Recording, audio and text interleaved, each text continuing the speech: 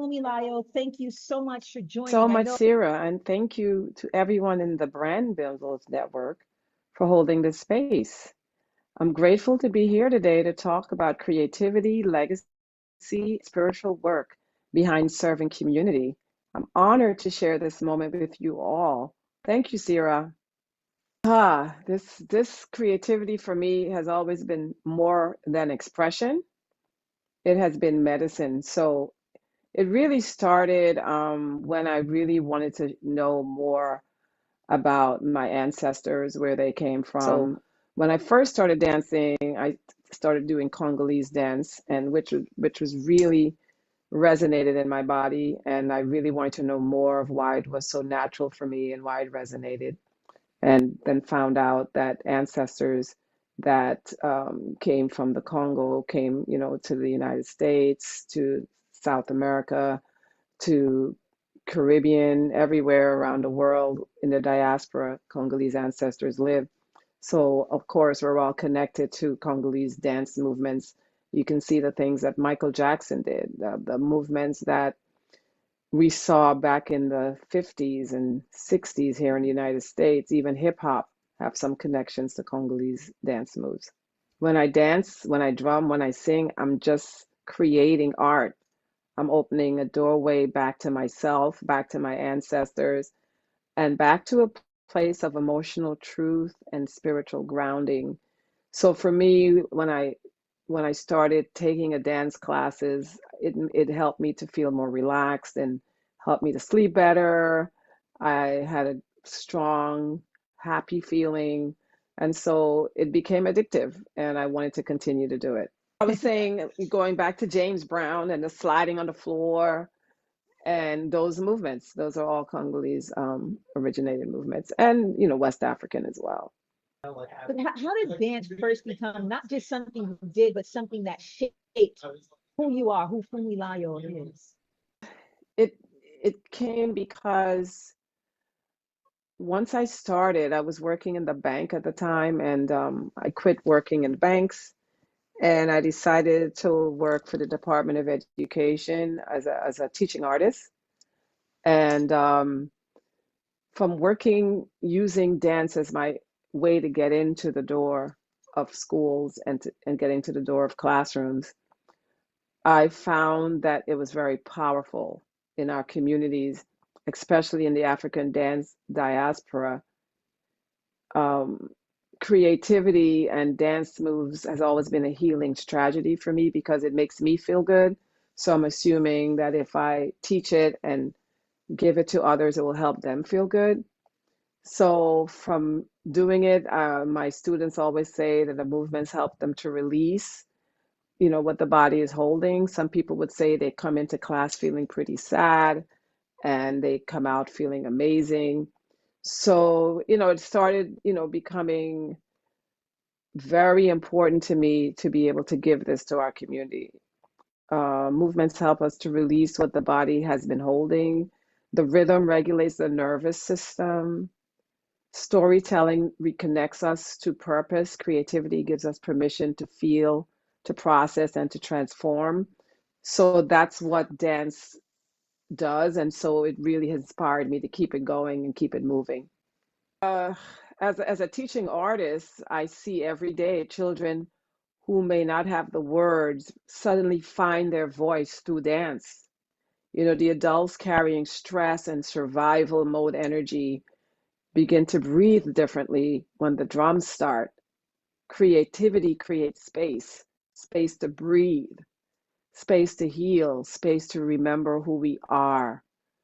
And, in the everyday life of, going out there, getting up at 6 in the morning, being at the job at 9, punching out at 5, going home, taking care of the children, taking care of the family, we don't have time, but our ancestors gave us healing vibrations and gave us drums and gave us movement as our medicine organically. And so I feel that emotional and spiritual wellness is not separate from activity, from creativity.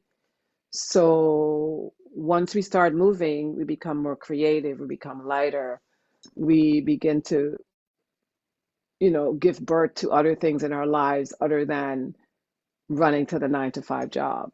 We begin to create our own businesses. We give birth to our own creativity, our own talents, which is what we're supposed to do. We're supposed to find the things that really make us feel amazing, that time slips away. Find those things that you do that time slips away, and these are the things that you have to pursue and try to monetize. I love that. So out of creativity and dance and movement comes inspiration and vision, Yes, vision because when you for, lean yeah. into it, yes, yes, agreed. Because when you lean into the creativity and all of that, then you return to balance, you return to joy, you return to the part of yourself, you know, that's guided, protected, and connected to a bigger you, a bigger world, a bigger source. And also Wow. it connects to our wellness. It connects to feeling good. Being well and being an entrepreneur, you have to be well. You have to feel good in order to keep that passion, that fire burning in you, to keep striving to be your best version in what you choose instead of what you have to do. So African Right. dance, as we establish, carries history, memory, and spirituality in the body. How has honoring those traditions shaped your understanding of identity, purpose, and responsibility as an artist and cultural leader? So creativity is one of the oldest healing technologies we have. So through dance, drumming, singing, and storytelling, we give the body permission to release and the spirit permission to rise. So for me, dancing is a form of prayer. As I dance across the floor when I teach my students, or when I'm performing, it's a form of prayer, alignment, and emotional truth. It reconnects me to ancestry, purpose, and the inner wisdom that gets quieted in life, and when life becomes overwhelming. So when I'm teaching, I see creativity transform children and adults alike. I see my students transform. So creativity is not separate from wellness. It is wellness. So to me, dancing, African dance is not separate from anything else. It's something that we include in our lives because it was given to us to keep our ancestors alive and well. So creativity is my medicine. It restores emotional balance. It reconnects me to spirit. It helps me to return to purpose. It helps me to return to joy. So this is why I've continued to do this. As artists and community leaders, we pour into everyone, but we often neglect to pour back into ourselves. Yes, So yes. that's why I'm suggesting, guys, come and take the dance class. I teach it on Thursday In nights, Brooklyn, and it's just come, or just do the movements in your living room on the Zoom class on Tuesday nights, or do it in your bathroom while you're taking a shower, but release the energy that no longer serves you. You have to release it, because then you become basically paralyzed. So I've learned that self-care is an indulgence, it's survival, it's tragedy.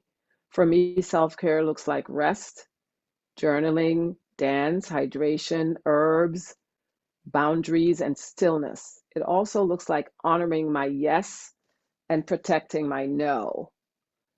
And my yes is to keep living and moving in our ancestral realm, in what they do to heal. We did circular healing. We also do something called an imbongi, which is we sit in circles and we share. I think we don't need a therapist. We can use our community as our therapist. We can use our good friends. And, the things that we share with our friends should stay with our friends. It's not something that should be spread around. It's a very healing, very sacred circle that we need to create. And this is right now is the time to do it, because You know, we're going through a lot of stuff spiritually in the world right now, and we need to come back to community. I Yeah, we have cannot. to, I feel we have to come back to community. And so dance will help to fill us because we as entrepreneurs, you know, we're leading all the time. We need to pour back into ourselves. We cannot lead from empty places. So when we care for ourselves, whether it's you know, a dance class, a yoga class, a Pilates class, a meditation class, even just stretching, a private stretching, your own personal stretch in the home on a mat, our teaching improves, our art deepens, our spiritual clarity sharpens. Self-care gives us a longevity in this very demanding work of being an entrepreneur and managing and multitasking every day. Yeah, so we've got Kimberly, who will actually be speaking with me in January, but who actually also is she's a coach, Christian coach, and she repeated that creativity is wellness. And it is. I think it's powerful, but you know, one of the questions I was going to ask you is about your self-care routine, but also you mentioned just the fact that you know, we we we don't have to do it in dance, and we can do it in Pilates and stretching, and as long as we're moving, that's helpful. Yes, Am I correct in saying that? yes. Yeah, you are. You are. So that's, it's just movement. Movement releases in the body. Stagnation, it releases stagnation, it releases stagnant energy. So, for example, you were talking about my routine, my daily routine. First thing when I wake up, you know, you do a meditation, prayer. You intentionally think about your plans for the day. Don't just jump out of bed. Ground yourself, say your prayers, say your meditation, plan your day in your head, and then get up and manifest. What happens when people ignore the body while trying to build, lead, or serve others? I want you to talk on that a little bit deeper, because I want people to understand like what the trauma we're actually bringing to the body when we don't release, right? Okay. This ease that we bring to our body when we don't release. So the things that we bring to ourselves when we don't release, we start getting headaches. We do things for immediate gratification. For example, eating foods, eating cookies, you know, chips. So we start eating in a very bad way, which of course leads, because you're not happy, so you're doing whatever you have to do to make you happy. So, you know, the first thing that make us happy is food. We like to put things in our mouth, you know.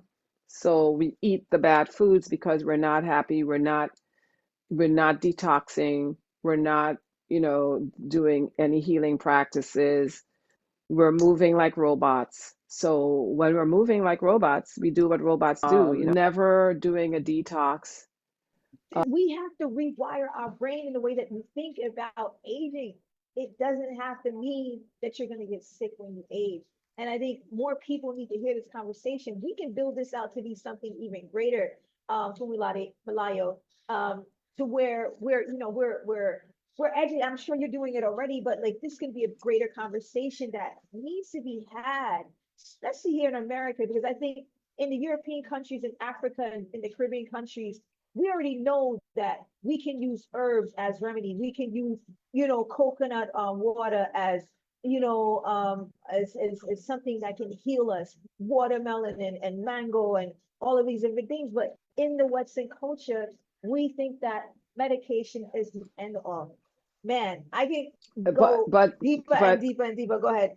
I can go deeper, but the what one serious I always tell my clients, when you get up in your home every day, 7 days a week, don't you wash your dishes? Don't you clean your toilet?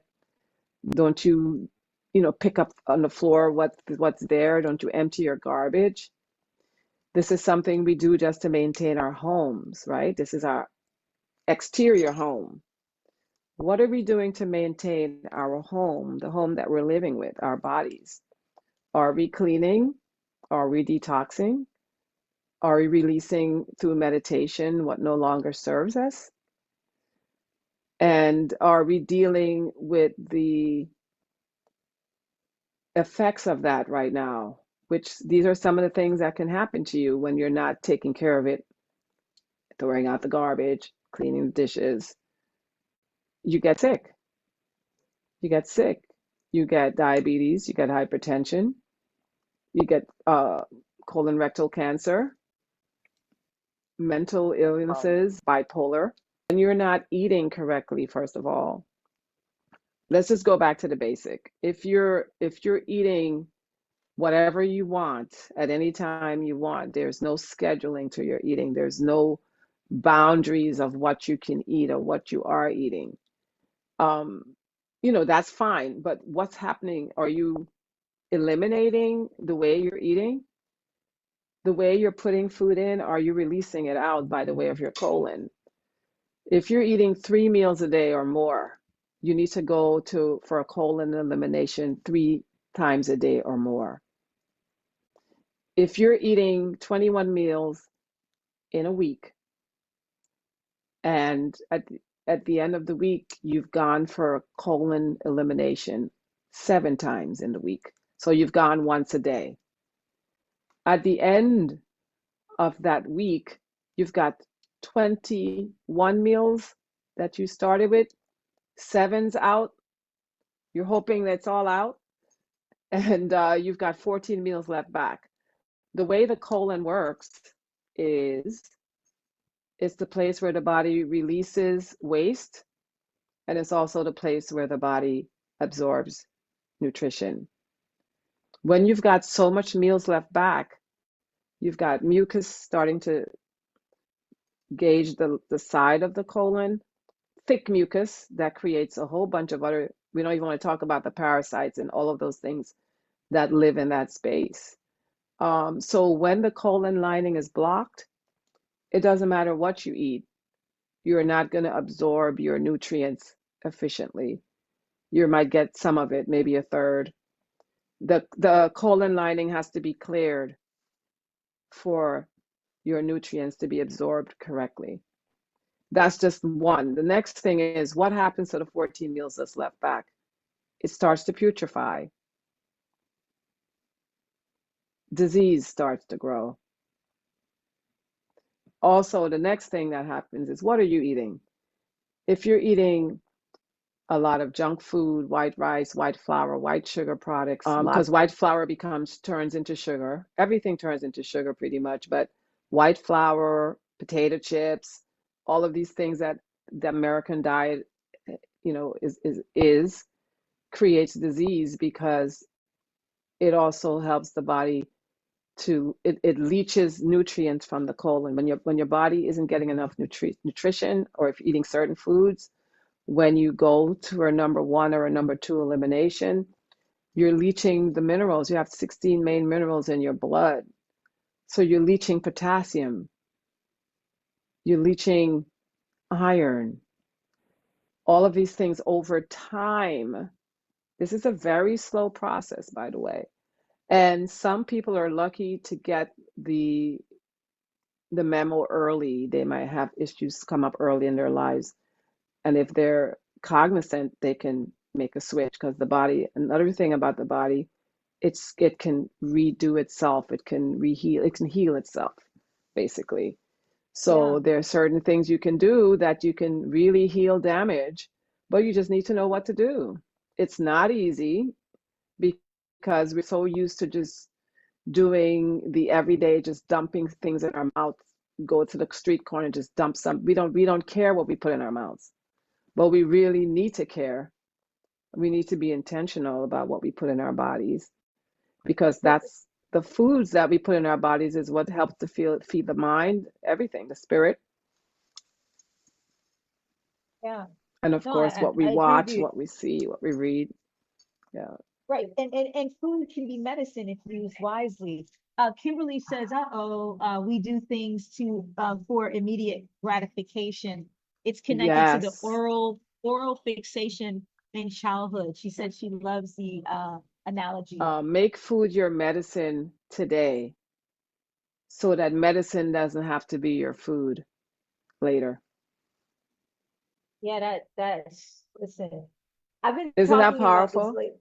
Yeah, no, it is. Because I don't think, well, here's the thing. I think that people have not really been for so long, and because of the Western world in a way that we're just thought or taught, excuse me, to, and when you're not feeling good, to look at um, pharmaceuticals, medication, instead No of one just, taught us. yeah, Yeah, yeah, yeah, we're not yeah. told to look at food as that thing that can heal us. Fortunately, I think there should be a part two of this conversation, because like it seems like every time I talk with someone about healing and food and Uh, how it can heal our body, there's more that we can be talking about. Like every time I talk with an entrepreneur, just like a friend or maybe a friend of a friend, they're always talking about issues that they're having with their one body around. serious point I want to make about that is Yeah, if you have 14 meals left back and you're eating, you're eating cooked food that's flesh, you're eating all of these foods,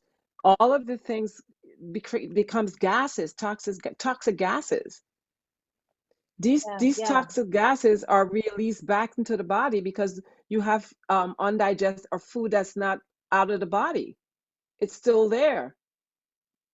And this is what's causing us sickness. The way to get rid of the food that's not that's there, that's festering, that it hasn't exited the body, we have to stop eating. Fasting is extremely important.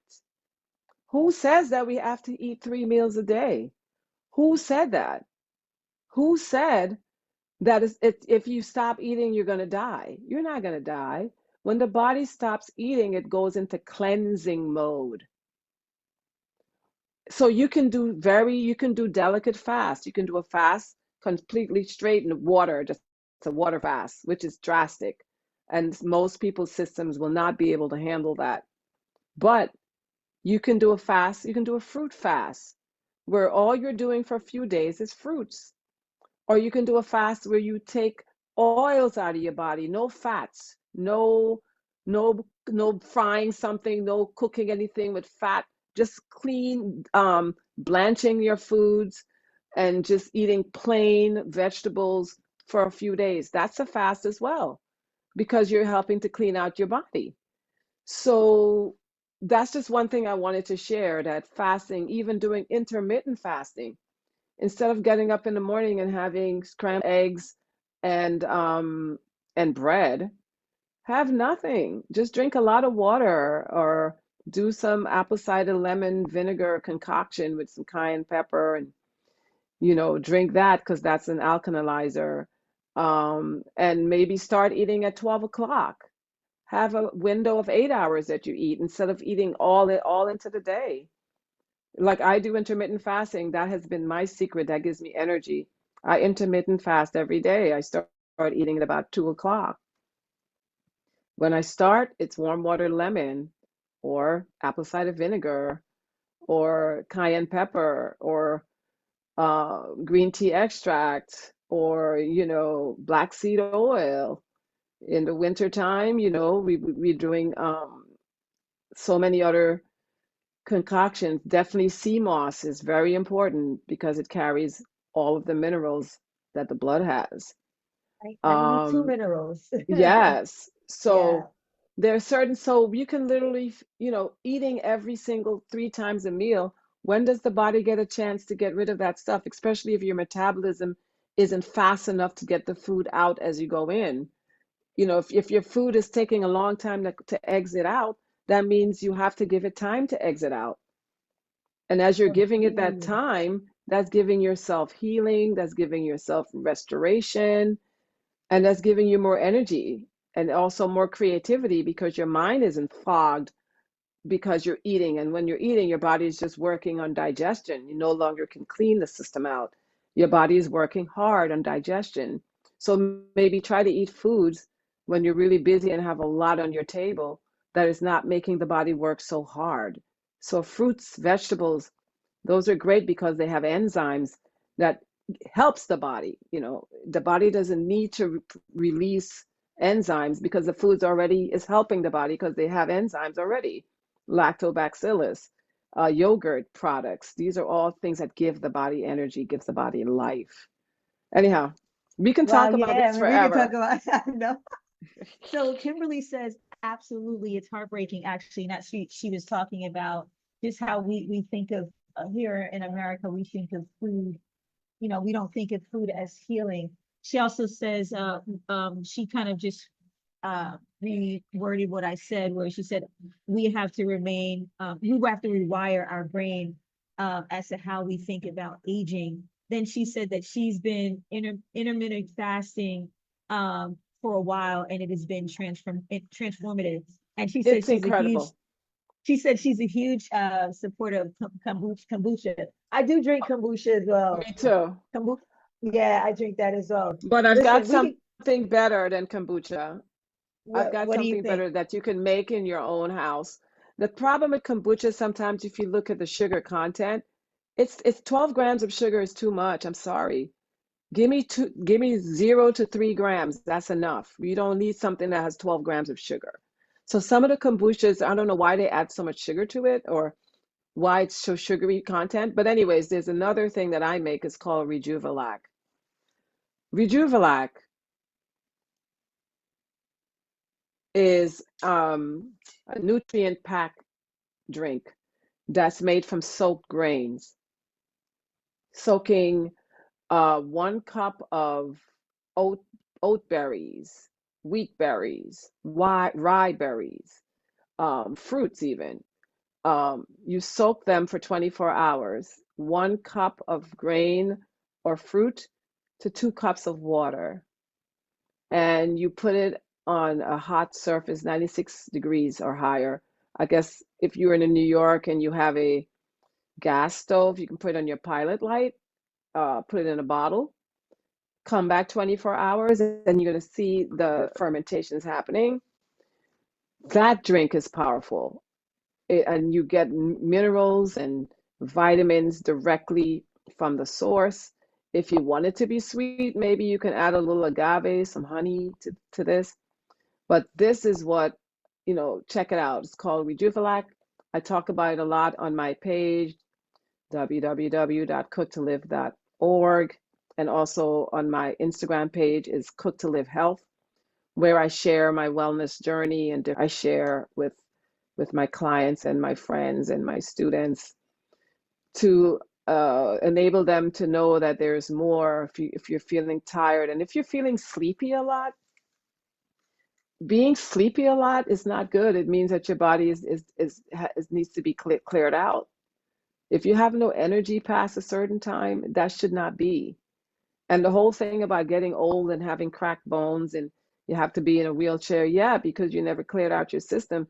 So all the toxicity that never left your colon, it has nowhere to go. Where does it go now? Into your joints, into your weak spots, into your brain, where you have Alzheimer's and dementia. These are all parts, all of these diseases comes from lack of clearing out the system over time. Did you spent decades teaching movement as a form of expression and restoration, right? Yes, How can intentional movement support emotional healing and spiritual absolutely. grounding, especially in overstimulated, high pressure environments, ones that where like entrepreneurs like you and I and Kimberly and so many other people function in?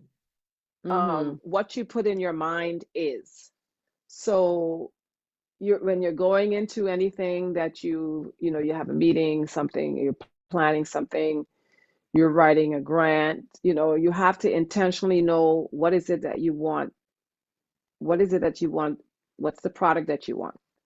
So you have to, in reference to dance and the style of dance that I do, you move your body to the right side. So you go to the right, to the front, to the left, to the back in the circular movements, right? You're activating your root chakra. And when you circle, you set intentions as to what you want to release and what you want to produce, right? So it can start with just doing movements. And in your movements, you say what it is that you want. And so to me, the circular movements really help with that breathing, deep breathing from the diaphragm. Every breath, you set intentions as to what is it that you want to produce at the end of any situation. And because we are magnetic beings, we are children of God, we are powerful. Our mind is powerful. So whatever we say in our mind will now attach to our bodies. So we have to clear our minds. And so you say that through the movement, that's what's helping to clear our That minds. movements, I mean, for me and my practice, yes. So you do Yeah. the circle, and the number Mm, is 81 times to the right, mm, 81 times to the left. mm. Circle 81 times to the right, 81 times to the left. And the number 81 is using the Pythagorean system of numerology. 81 turns into 9. 9 is the number of Wow. completion. So this is why, and I do 81. I mean, we can do 18, but we have so much to release. We need more time on the circles. So 81 times on the right, 81 times on the left. I think that it's about three. If you do it slowly enough, it's about 2 minutes, but you Yeah. can do that in your shower.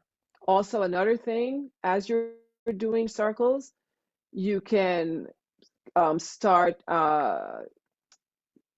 start draining your lymphatic system.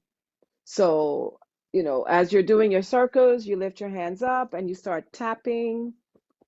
You tap underneath your armpit as you do your circles. You tap, same as here, you tap. The times I tap under the circles is 36 times. And do you see something here? 36, 6 and 3 is a A 9. 9. So we do 36 here, 36 here in the groin, 36 in the back of the knees, 36. And there's so many things as we're doing the circles. And, so we're actively saying what we're releasing. We can say it out loud.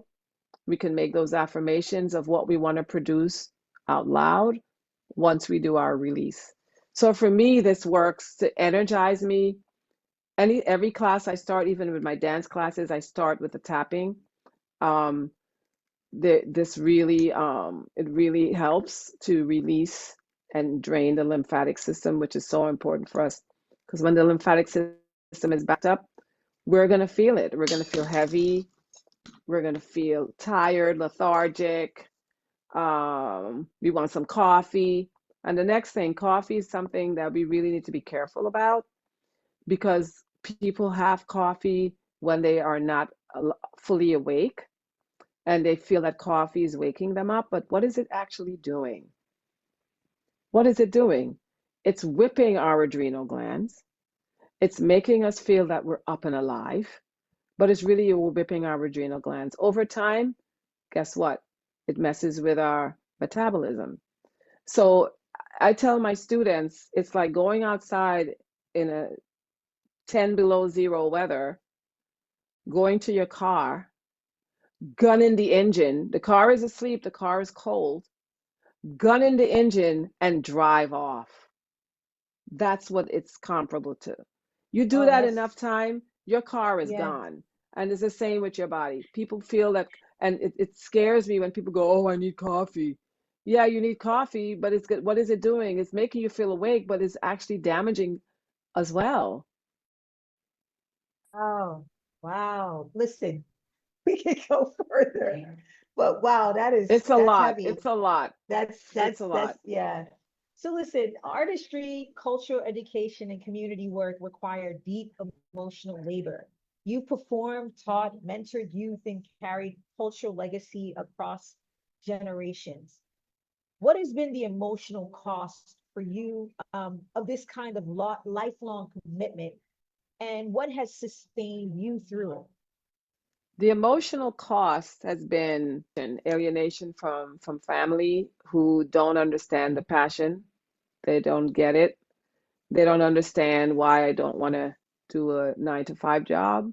They don't understand why about teaching African dance in using it as a healing. And I think a lot of it was the fear that, I mean, how do you make money from this? You know, they're fearing for your well-being, which I totally understand. We all have different paths to walk. And when our children come into our lives and they say, you know what, Mom, I don't want to go this path that you want me to go. I want to go this path. We need to trust them. So those were some of the emotional things that for me, you know, losing connection with my family at a certain point. Right now we're fine, but lost connection during the point of me trying to build this career.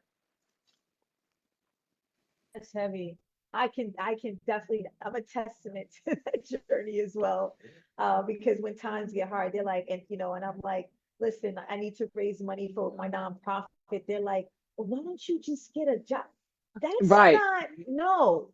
What are you Yeah. talking about? I do branding Yeah. and marketing, and I also have my nonprofit. We raise funds. There are mega organizations like the Red Cross, that raise money on a regular basis. That's a part of the nonprofit space.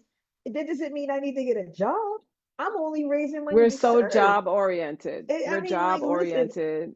yeah, they call a job, and not to take from anyone that has a job, because in fact I know that Kimberly has a job, right? She's a Uh-huh. nurse, Uh-huh.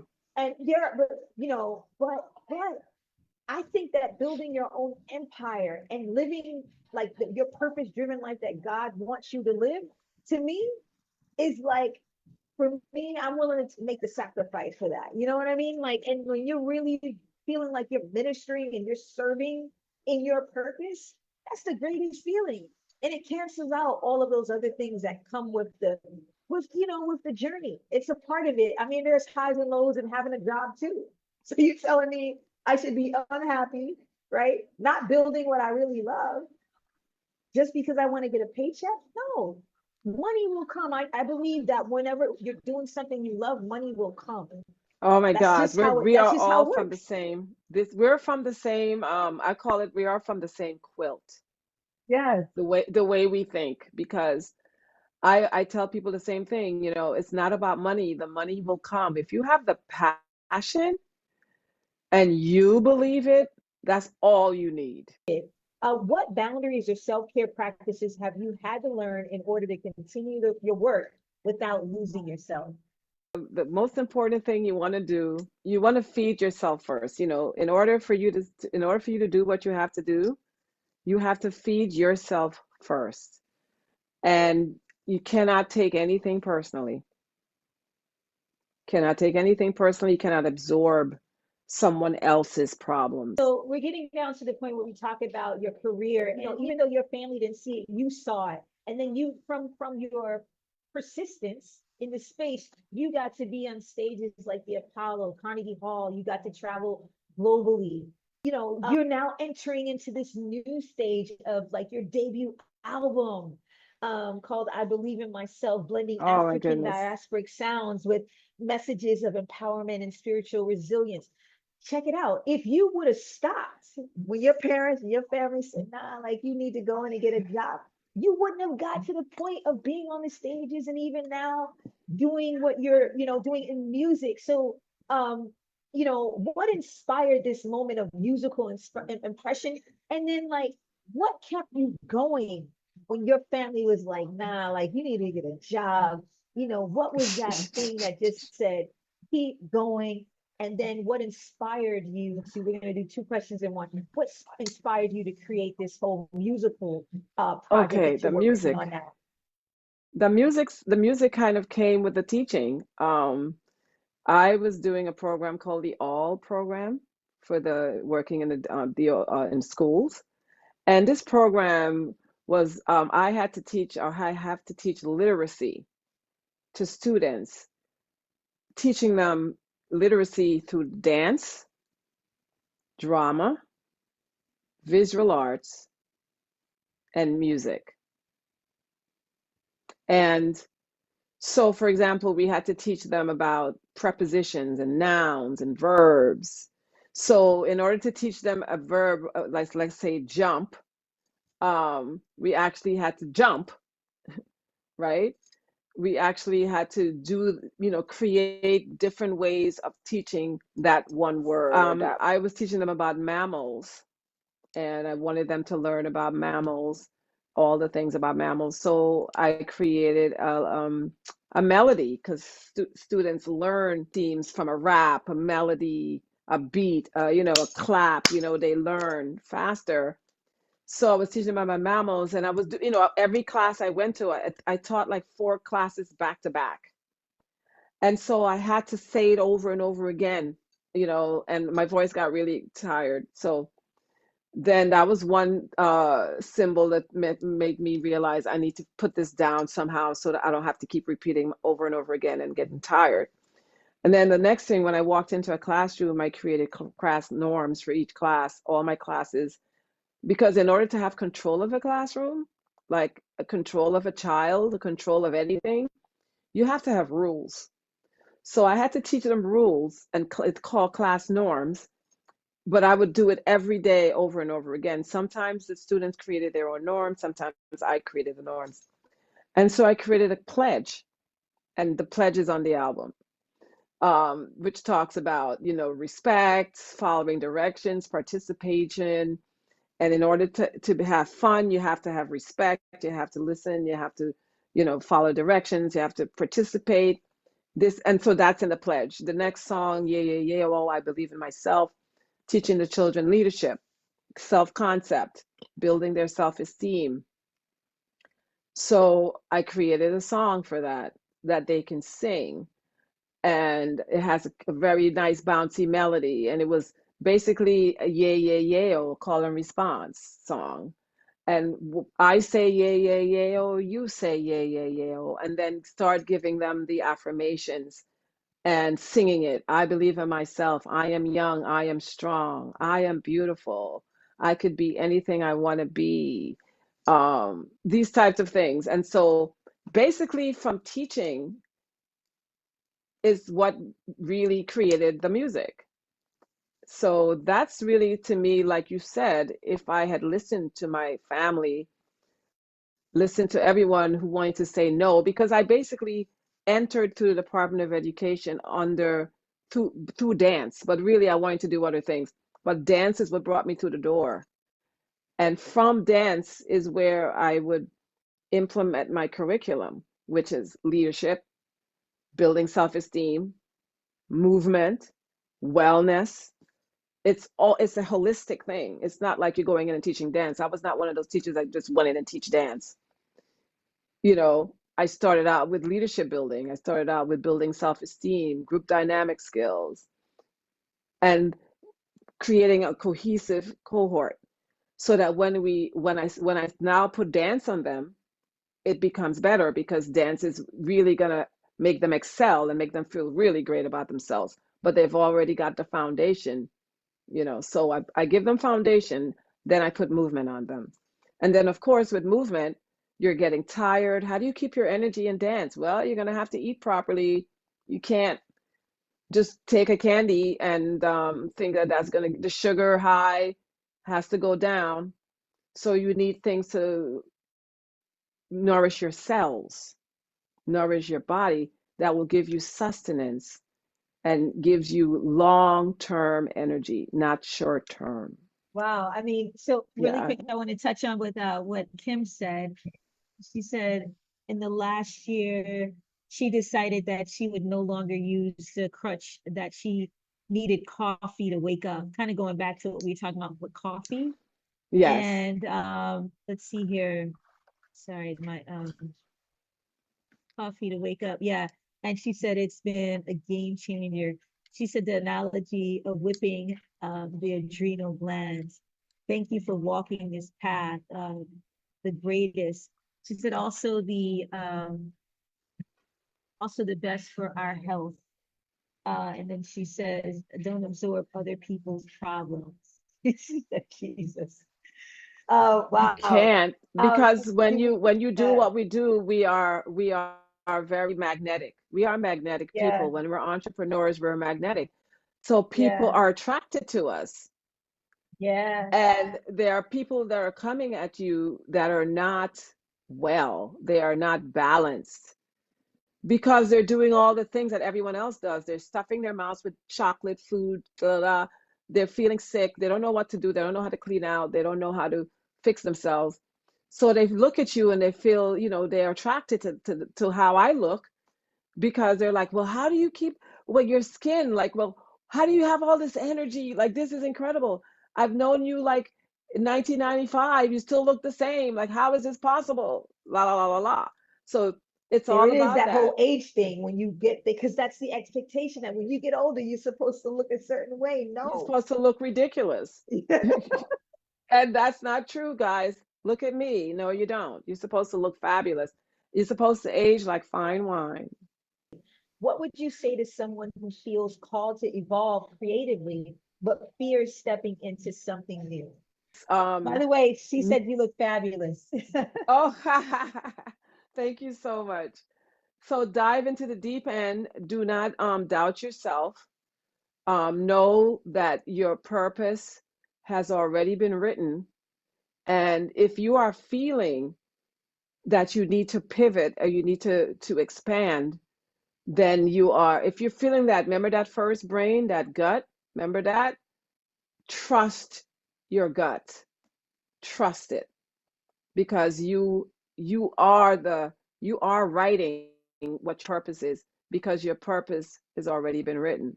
Okay? It's now you just have to walk the line, and you have to jump into the deep end and do not look back. So that's what I say. Do not look back. When I you love think it. about legacy, not just what you leave behind, but what you pass forward, what matters most to you? Legacy, what matters most to me is honoring culture begins with humility. I think having humility, knowing that we stand on the shoulders of those who came before us.